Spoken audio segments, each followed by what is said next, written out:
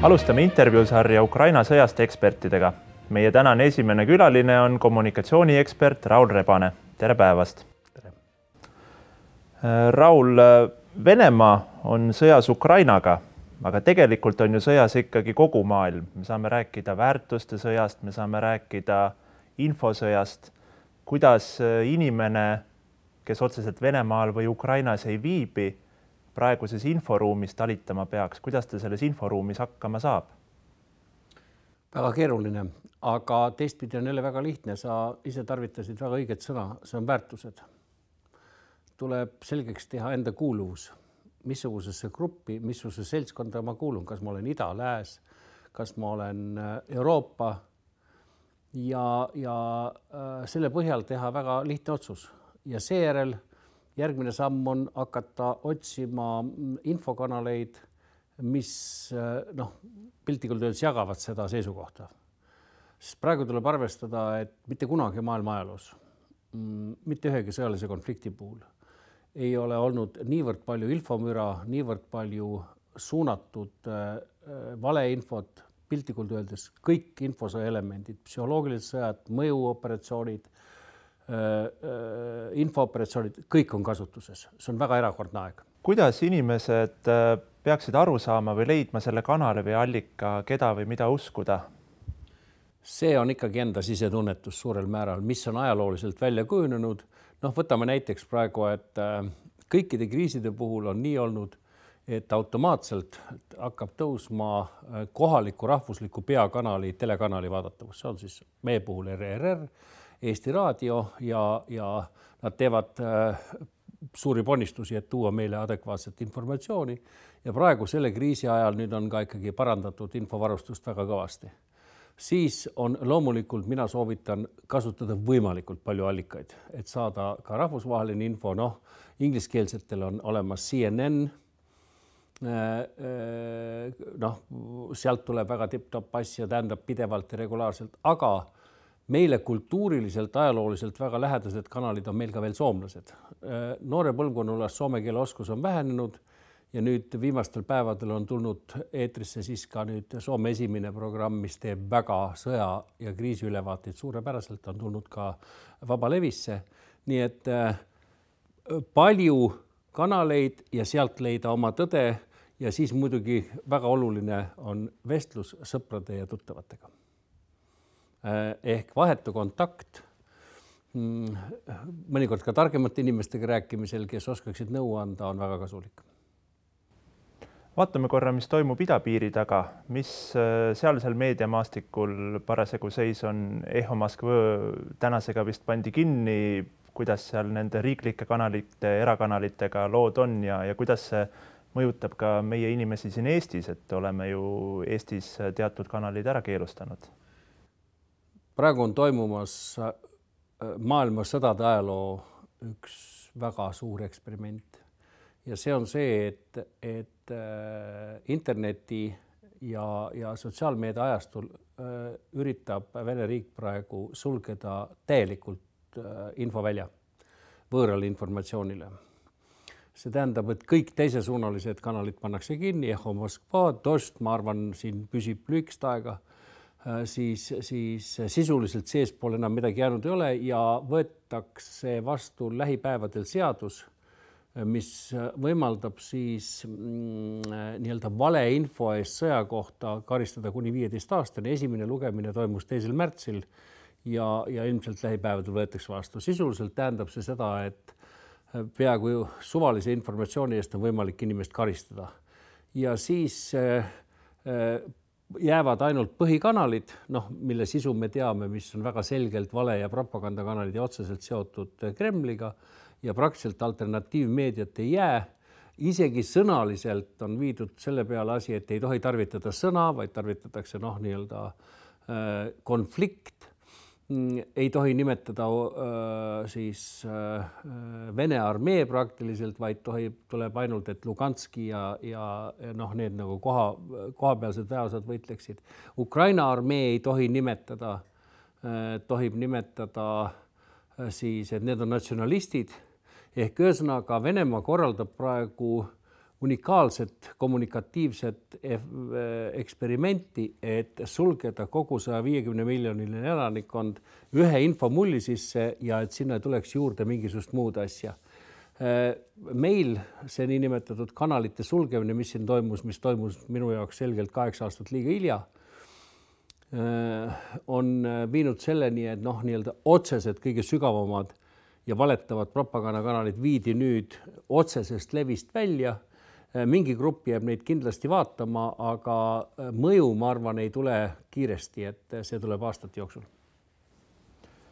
Kuidas inimene aru võiks saada, et on sattunud sinna nii-öelda kontrollitud meediaväljale, et kas sellel propagandal, mis seal on sellel mingid sellised universaalsed tunnused või mille järgi inimene võiks aru saada, et see on nüüd see info, millega teda üritatakse selgelt manipuleerida mingisuguse seisukoha? Üks Vene teoreetik Oreškin ütles eelmisel nädalal, et praegu toimus väga ebatavaline aeg, et seoses Putini rünnakuga Ukraina vastu järsult vähenes erinevates riikides olevate mõjuagentide võimalus mõjutada oma elanikkonda. Mis tähendab, et need on keerulised asjad ja väga tihti lihtne infooperatsioon on tuvastatav, keegi valetab midagi, aga mõjuoperatsioon on palju keerulisem. Näiteks, ma ei tea, sisendatakse Nõukogude Liidu nostalgiat, vahendatakse, et kelle jaoks on Putin näiteks kangelase vahetus, demoniseeritakse keegi aegapikku, näiteks Vene kanalid ju rääkisid Ukraina presidendi kohta kõige kohutavamaid asju, kes ta üldse on ja nii edasi. Väga tihti inimesed, kes osalevad mõjuoperatsioonides, ei saa aru, et seal osalevad, sest nende jaoks tundub see elu ja meedia. Ja siin on üks küll väga selge nõuanne. Daamid ja härrad, politseinikud, teil väljapääsu ei ole. Tuleb hakata õppima meediat. Tuleb hakata õppima kommunikatsiooniteooriat mingisugustel kujul, mis asi on valeinformatsioon, mis asi on vandenõuteooria. Tuleb õppida neid kohti, kus ei saaks petta. See on peaaegu et kõikides valdkondades, riigiametites tulevikusuund ja sellest ei pääse.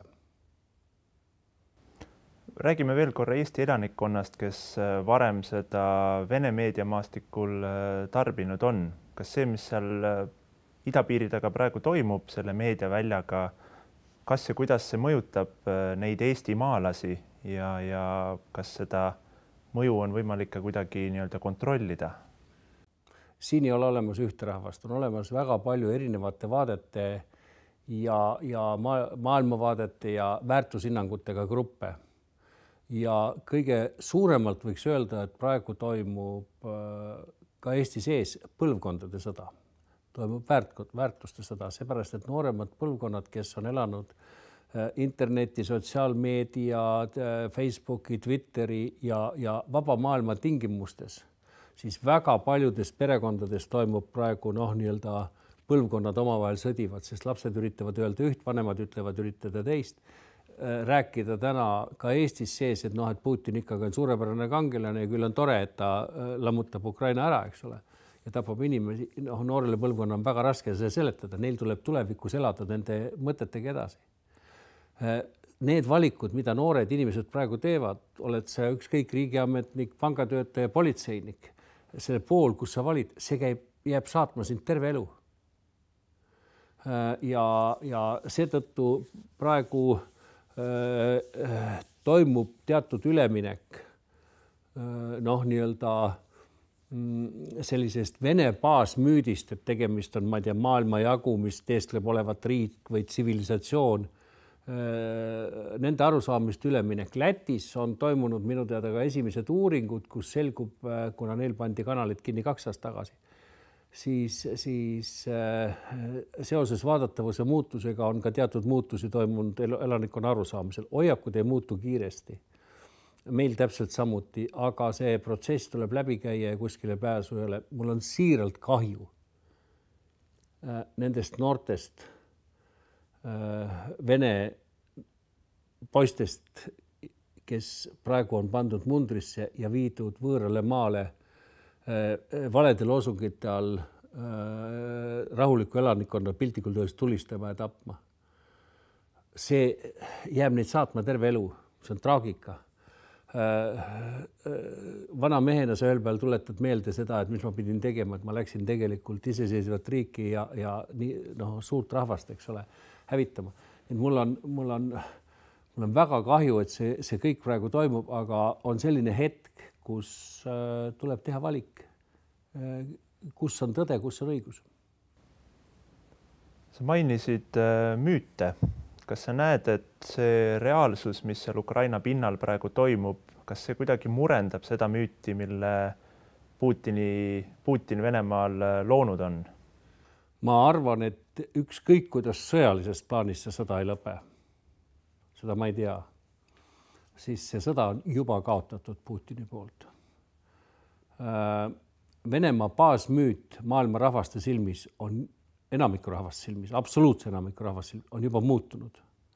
Selline Venemaa, nagu suur võimas Putini Venemaa ei tule enam mitte kunagi tagasi ja Putini imago ei tule mitte kunagi enam tagasi. Tema mitte kunagi ei istu enam maailma suurte inimestega ühe laua taha ja tema lähikond ka ei istu.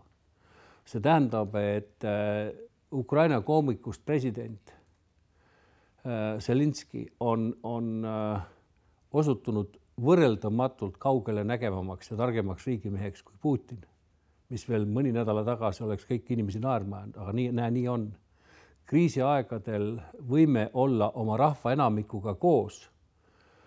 See teeb riigimehe, mitte see, et riigimees ajab oma fantaasiat, sest kõik uuringud näitasid, Levada uuringud, et 70% elanikkonnast on, Vene elanikkonnast on selgelt sõja vastu. Ja mis teeb selle asja eriti traagiliseks, on see, et me oleme esimest korda maailma ajaloos olukorra ees, kus ühe mehe tervislikust seisundist või suvast võib sõltuda maailma saatus. Mitte kunagi ei ole midagi sellist olnud. Ei olnud sellist võimalust ei Hitleril, ei olnud seda võimalust Stalinil. Kuigi aatompomm oli olemas, aga see oli ikkagi nii väikesarvuline ja nii piiratud võimsusega. Praegu võib Putin hävitada maailma ja see muudab maailma mõtteviisi. See, mis toimub praegu Ukrainas, on nii-öelda ülemlaul demokraatiale, sest demokraatlikus riigis ei ole selline asi võimalik, et ühel mehel tuleb tuju ja ta teeb niimoodi, nagu praegu toimub Ukraina rahva vastu. Nii et see olukord on väga-väga komplitseeritud, aga minu meelest, kui see ei lõpe kõige halvemini, siis toob see kaasa väga suuri positiivseid muudatusi ja minu meelest Vene rahva mentaalse uuesti sünni.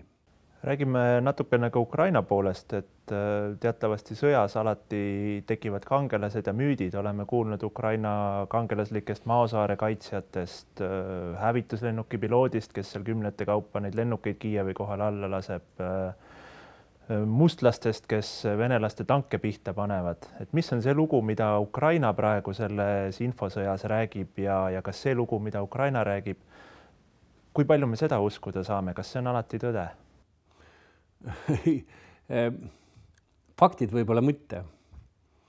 Aga see, mida Ukraina praegu teeb, on riigi kaitse infovahenditega ja palun mitte alahinnata ukrainlasi. Nad on 8 aastat sõda pidanud pärast Krimmi. Nendel on väga head teoreetikud, nendel on väga head praktikud. Nende president jagab infosõja elemente intuitiivselt vana näitlejana. Nende õhkkond on sellele suunatud, nad teevad väga häid operatsioone. Ma ei räägi üldse veel küberpoolest, mis siin kõik toimub. Nii et võib-olla kõik faktid ei ole tõesed, aga ukrainlased kaitsevad oma väärtusi ja kõikide lugude taga on üks lugu. See on see, et oma kodu tuleb kaitsta, saagu mis saab. Ja see määratleb käitumisviisid. Mis on see lugu, mida me siin läänemaailmas peaksime rääkima nii Eestis kui ka liitlaste vahel laiemalt, mida rääkima, mida uskuma, mis on see edasikandev lugu? ma arvan, et täpselt seesama lugu, mida ukrainlased teevad. Tähendab, et riigid ei ole aktsiaseltsid. Riigid on ajaloolised kultuurilised märgisüsteemid. Ja sellised baaslood, suured narratiivid oma ajaloost on need elavad üle ka kõige rängemad ajad. 50 aastat okupatsiooni, kus kümnetele tuhandetele inimestele, kaasa arvatud ka mulle, ülikoolis õpetati, ma ei tea, kui punaseid teadusi. Mitte midagi see ei lugenud. Seepärast, et see oli võõras ja vale. Eesti lugu, vaba Eesti lugu oli 10 korda tugevam kui kõik see 50 aastat räägitud lugusid. Ja võib-olla üks pilt meie kodualbumist seina pealt minu politseinikust vanaisa koos oma 3 vennaga, kes kõik olid politseinikud ja kellest ainult üks tuli Siberist tagasi, ülejäänud seal tapeti, vanaisa ka, siis see pilt oli tugevam kui kogu Nõukogude Liidu ideoloogia. Ja see on väärtussõda. Ja kui meil on põhimõtteliselt meie kokkuleppelised väärtused, mis meil on kirjutatud meie põhiseaduse preambulisse sisse, kui te neid usute, siis ausalt öeldes ei ole mingi inforünnak meile ohtlik.